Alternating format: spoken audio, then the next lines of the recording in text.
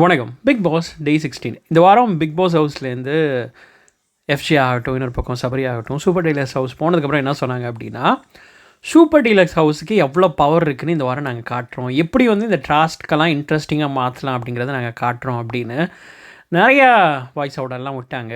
ஆனால் அதுக்கேற்ற மாதிரி இன்றைக்கி பிக் பாஸ் எபிசோட் இருந்ததா, உண்மையிலே இவங்க வச்சு செஞ்சாங்களா இல்லை இவங்க வச்சு செய்யப்பட்டாங்களா அப்படிங்கிறத பற்றி தான் அந்த வீடியோவில் பேச போகிறோம்.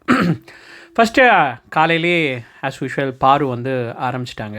இவங்க என்ன தப்பு பண்ணிட்டாங்கன்னா, பாருவை அவங்க பக்கத்தில் வச்சுருந்துருக்கணும், வேறு யாராச்சும் அந்த சைடு அமைச்சிருக்கணும்.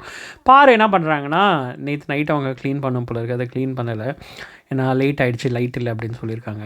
அப்புறம் இன்றைக்கி காலைல வந்தோடனே எந்திரிச்ச உடனே அதை பண்ணணும் அப்படின்னு சொல்லிட்டு எஃப்ஜே வந்து டிமாண்ட் பண்ணுறாரு. அவங்க சொல்கிறாங்க, நாங்கள் காஃபி குடிக்காமல் எதுவும் பண்ண முடியாது அப்படின்னு. ஏன்னா எப்படிங்க சாப்பிடாம வேலை பார்க்க முடியும்? ஏதாச்சும் கொஞ்ச நாச்சும் சாப்பிட்டுட்டு தானே வேலை பார்க்க முடியும். ஸோ நீங்கள் எப்படி வந்து டீ குடிக்கக்கூடாது அப்படின்னு சொல்ல முடியும் அப்படின்னு சொல்லிட்டு அந்த ஒரு வாக்குவாதம் போகுது.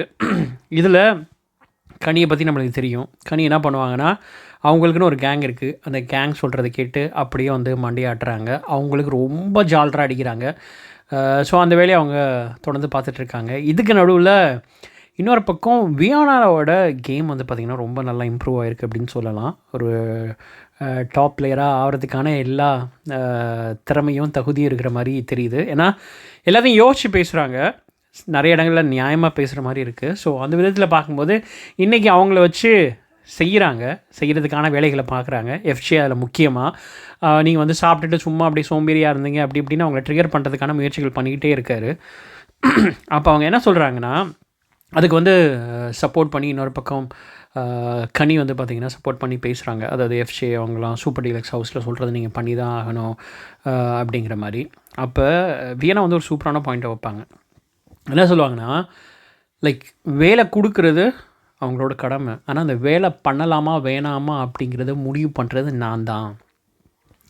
நான் வேலை பண்ண மாட்டேங்கிறேன்னா என்னை எப்படி பண்ண வைக்கலாம் அப்படிங்கிறத அவங்க யோசிக்கணும். அதில் தான் அவங்களோட திறமை அப்படிங்கிறது இருக்குது அப்படின்னு சொல்லுவாங்க. இதே தான் பிக் பாஸ் விஜய் சேதுபதி போன வீக்கெண்ட் எபிசோடில் சொல்லியிருப்பார். ஐ திங்க் ஃபஸ்ட் வீக்கெண்ட் எபிசோடில் கூட அதை தான் சொல்லியிருப்பார். அப்படி சொல்லும்போது நீங்கள் அதே பாயிண்ட்டே அவங்க பிடிச்சிட்டாங்க. அதுக்கப்புறம் எஃப்ஜே என்ன சொல்லிட்டாருன்னா, இல்லை இவங்க வந்து டாஸ்க் கொடுத்தா பண்ண மாட்டேங்கிறாங்க, ஸ்போர்ட்டிவாக எடுத்துக்க மாட்டேங்கிறாங்க, இனிமேல் உங்களுக்கு டாஸ்க்கே கொடுக்கக்கூடாது அப்படி இப்படிலாம் பேசிவிட்டு திருப்பியும் டாஸ்க் கொடுக்க தான் செஞ்சார். ஏன்னா ஹவுஸில் என்டர்டைன்மெண்ட்டே இருக்காதுல்ல. இப்போ அவங்க சொல்கிறதெல்லாம் கேட்டு அவங்க பண்ணிட்டாங்கன்னு வச்சுக்கோங்களேன், என்டர்டைன்மெண்ட் பர்பஸே இருக்காது. ஸோ எஃப்ஜே வந்து ஒரு பக்கம் இவங்களெல்லாம் வச்சு செய்கிறேன் அப்படிங்கிறத பார்த்தா லாஸ்ட்டில் வந்து இவங்க தான் வந்து வச்சு அவங்கள செஞ்சு விட்டாங்க. ஏன்னா புலம்புறாரு சில டைமில் இவங்க சொல்கிறதே பண்ண மாட்டேங்கிறாங்க அப்படின்னு சொல்லிட்டு. இன்னொரு பக்கம் எஃப்ஜே இருக்கிறதுனால ஆதிரையும் வந்து பார்த்திங்கன்னா இதில் இன்வால்வ்டாக, ரொம்ப இதுக்கு முன்னாடி இல்லாத அளவுக்கு இன்வால்வ்டாக வந்து பார்த்திங்கன்னா டாஸ்கில் இறங்கி விளாட்றாங்க, எல்லாரையும் போட்டு டார்ச்சர் பண்ணிகிட்டு இருக்காங்க அப்படிங்கிற மாதிரி. அப்போ வந்து வியனா வந்து கேட்டு விட்டுறாங்க, போன வாரம்லாம் நீ இப்படிலாம் ஒன்றும் பண்ணலையே, இந்த வாரம் என்னமோ ஓவராக வந்து ஆடிட்டு இருக்க அப்படிங்கிற மாதிரி. இதுக்கு நடுவில் 2 பேர் வந்து கதை சொன்னாங்க. ஒருத்தர் வந்து பார்த்திங்கன்னா பாரு, இன்னொரு பக்கம் பிரவீன் வந்து கதை சொன்னார். பார்வதி சொன்னது என்னென்னா, அவங்க அப்பா வந்து அவங்களுக்கு ரொம்ப பிடிக்கும், அவங்க வந்து ஒரு 17 இயர்ஸ் இருக்கும்போது அவங்க வந்து இறந்துட்டாங்க அன்எக்ஸ்பெக்டடாக. அவங்க அப்பா இருக்கும்போது எல்லாமே பண்ணார், ரொம்ப நல்லா தான் இருந்தாங்க அவங்க ஃபேமிலி. திடீர்னு அது போனோன்னே ஒரு பெரிய இடி மாதிரி இருந்தது. அது மட்டும் இல்லாமல் அவங்க அம்மா வந்து அவங்களுக்கு வந்து பெருசாக பிடிக்காது. ஃபார் எக்ஸாம்பிள் அவங்களுக்கு வந்து அவங்களுக்கு 17 வயசு இருக்கும்போது அவங்க அம்மாவுக்கு வந்து கிட்டத்தட்ட 57 58 வயசுக்கிட்ட 60 வயசுக்கிட்ட ஆயிடுச்சு அப்படிங்கிற மாதிரி சொன்னாங்க. ஸோ அதனால் மற்ற அம்மாலாம் கம்பேர் பண்ணது இவங்க கொஞ்சம் வயசானவங்களாம் இருப்பாங்களாம். ஸோ அதனால் எனக்கு வந்து பெரியம்மா அது மாதிரி வேறு அவங்கள சொல்லி இன்ட்ரொடியூஸ் பண்ணியிருந்தேன். ஆனால் பின்னாடி தான் தெரிஞ்சது எங்கள் அம்மா வந்து எனக்கு எவ்வளோ ஒரு பேக் போனாக சப்போர்ட்டிவாக இருப்பாங்க. அது மட்டும் இல்லாமல் அந்த அப்பா வந்து நான் நிறைய இடங்களில் காதல்ங்கிற பேரில் தேட ஆரம்பிச்சிட்டேன், அதை நிறைய பேர் மிஸ்யூஸ் பண்ணாங்க. பட் அது ஆனால் என்னோடய தப்பு தான், ஏன்னா நான் கரெக்டான ஆள்கிட்ட வந்து அதை எதிர்பார்க்கல அப்படிங்கிறது. ஆனால் அவங்க அம்மா பற்றி சொன்ன ஒரு விஷயம் ரொம்பவே சூப்பராக இருந்தது. அட்லீஸ்ட் அவங்க வந்து அதை அவங்க அம்மா இருந்து அதை அவங்க வந்து ரியலைஸ் பண்ணுற அளவுக்கு டைம் இருந்ததில் அது உண்மையிலே பெரிய விஷயந்தான். அப்புறம் பிரவீன் வந்து சொல்லும்போது பிரவீன் என்ன சொன்னார்னா, அவரும் ரொம்ப சூப்பராக இருந்தார். திடீர்னு வந்து ஒரு சீட்டில் வந்து ஏமாந்து போய் அதுக்கப்புறம் எல்லாமே போயிடுச்சு. அப்புறம் வந்து அவரோட பர்சனல் விஷயங்களை பற்றி சொன்னார்.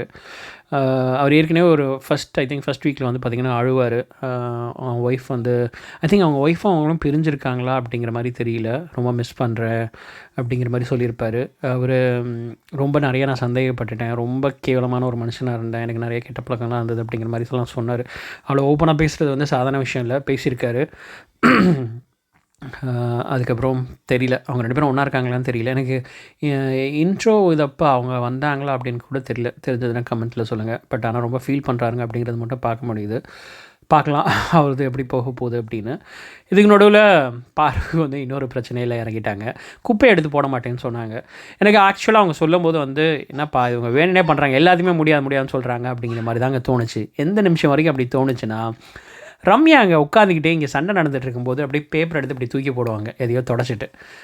அப்போ எனக்கு தோணுச்சுன்னா நீ பண்ணாமல் இருந்தது கரெக்டு தான் அப்படிங்கிற மாதிரி தோணுது.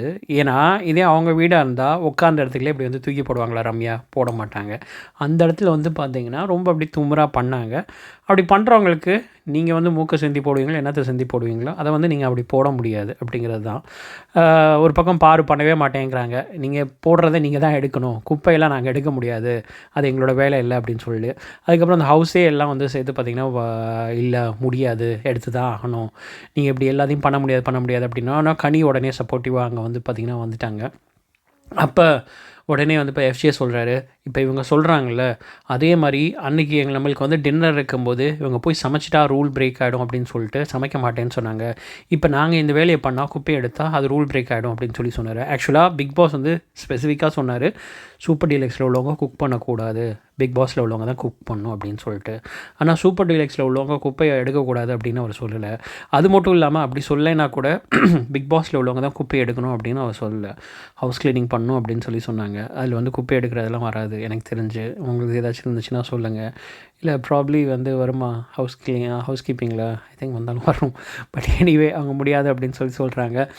அதுக்கப்புறம் க்ளவுஸ் கிடச்சிது. அதுக்கப்புறம் அவங்க சொல்கிறாங்க இது மாதிரி சண்டை போட்டால் தான் நம்மளுக்கு தேவையானது கிடைக்கும் அப்படின்னு சொல்லிட்டு. ஆக்சுவலாக அந்த க்ளவுஸ் கேட்டது வந்து உண்மையிலேயே நல்ல விஷயம். அதை ஒரு பக்கம் கனி வந்து கடைசியில் வந்து ஒத்துக்கிட்டு அதுக்கப்புறம் அந்த க்ளவுஸும் கிடைக்கிது. அதுக்கப்புறம் அவங்க பண்ணுறாங்க. அப்புறம் பிக் பாஸ் ஹவுஸில் வந்து பார்த்திங்கன்னா இப்போ புதுசாக இந்த வாரத்துக்கான டாஸ்க்கு ஜூஸ் ஃபேக்ட்ரி அப்படின்னு சொல்லிட்டு. அந்த ஜூஸ் ஃபேக்ட்ரிக்கு வந்து பார்த்திங்கன்னா நிறையா அடுத்த வாரத்துக்கான நாமினேஷன்லேருந்து எஸ்கேப் ஆகிறது, அதுக்கப்புறம் வந்து பிக் பாஸ் ஹவுஸ்லேருந்து ஒரு ஆளை வந்து காப்பாற்றலாம் அப்படிங்கிற எதுவும் இருக்குது, நாமினேஷன்லேருந்து ஒரு ஆளை காப்பாற்றலாம் அப்படிங்கிற மாதிரிலாம் நிறையா இருக்குது. எனக்கு இந்த டாஸ்க்லாம் வந்து பெருசாக எக்ஸ்பிளைன் பண்ணவே பிடிக்கலைங்க. அதில் ஏதாச்சும் வந்து கான்ஃப்ளிக்ட் நடந்ததுன்னா எக்ஸ்பிளைன் பண்ணலாம். இவங்க சும்மா விளாட்றதை எப்படி எக்ஸ்பிளைன் பண்ணுறது? அதில் கூட ஒரு பிரச்சனை நடந்தது. அதாவது இதில் உள்ளவங்களுக்கு எல்லாேருக்கும் வந்து ஐ திங்க் ஏதோ வின் பண்ணலாம் போல் இருக்குது. லைக் அவங்களுக்கு கோல்டு அது மாதிரி ஏதாச்சும் வரும் போல் இருக்குது, காயின்ஸ் மாதிரி. அதில் 2 பேருக்கு கிடைக்கிறதுக்கான வாய்ப்புகளே இல்லை. அது வந்து கியூசியில் உள்ளவங்க. யார் வந்து எதுக்குமே லாய்க்கு இல்லை, ஓட மாட்டாங்க, பேசுகிறதுலேயும் திறமை இல்லைன்னு நினைக்கிறீங்களோ அவங்கள கியூசியில் போடுங்க அப்படின்னு. முக்கால்வாசி பேர் வந்து பார்த்திங்கன்னா அந்த கேங்கே தெரியுதுல்ல. ஒரு பக்கம் பார்வை செலக்ட் பண்ணுறாங்க, இன்னொரு பக்கம் திவாகரை செலக்ட் பண்ணுறாங்க. அதில் சில பேர் வந்து வியனாவை செலக்ட் பண்ணுறாங்க, வியனா என்னை வந்து டார்கெட் பண்ணுறீங்க அப்படின்னு ஆட ஆரம்பிச்சிட்டாங்க. அதுக்கப்புறம் அவங்களே சொல்கிறாங்க இல்லை நீங்கள் என்னை சொல்கிறதுனா சொல்லுங்கள் அப்படின்னு. லாஸ்ட்டில் பார்வை வந்து திவாகரை வந்து செலக்ட் பண்ணுறாங்க. பார்வை பிடிக்காமல் உங்களெல்லாம் வச்சு செய்கிறேன்டா அப்படின்னு சொல்லிட்டு ஒரு 10 பாட்டில் அமைச்சா அதில் ஒரு பாட்டிலோ 2 பாட்டில் தான் கியூசி வந்து பார்த்திங்கன்னா ஓகே பண்ணாங்க. பட் ஆனால் இது வரைக்கும் பெரிய பிரச்சனை எதுவும் வரல. இந்த ஹவுஸில் வந்து பார்த்திங்கன்னா பெரிய பிரச்சனை அப்படிங்கிறது ஒருத்தர் அசிங்கமாக திட்டி அது மாதிரிலாம் இன்னும் பிரச்சனை அப்படிங்கிறது வரல. பார்க்கலாம். அதுக்கு வந்து நிறைய பேர் இருக்க தான் செய்கிறாங்க. இன்னும் கொஞ்சம் அப்படியே வாயை மூடிட்டு இருக்காங்க. அந்த கோழி டாஸ்க்கு முட்டை டாஸ்க்லாம் வந்ததுன்னா கண்டிப்பாக வந்து அதெல்லாம் வெளில வரதுக்கான வாய்ப்புகள் இருக்குது. ஸோ நீங்கள் என்ன நினைக்கிறீங்க என்னைய பிக் பாஸ் எபிசோடை பற்றி? உங்களோட பதில் கமெண்ட்ஸில் சொல்லுங்கள். இதே மாதிரி இன்னொரு சூப்பரான வீடியோட உங்களை மீண்டும் சந்திக்கிறேன். நன்றி.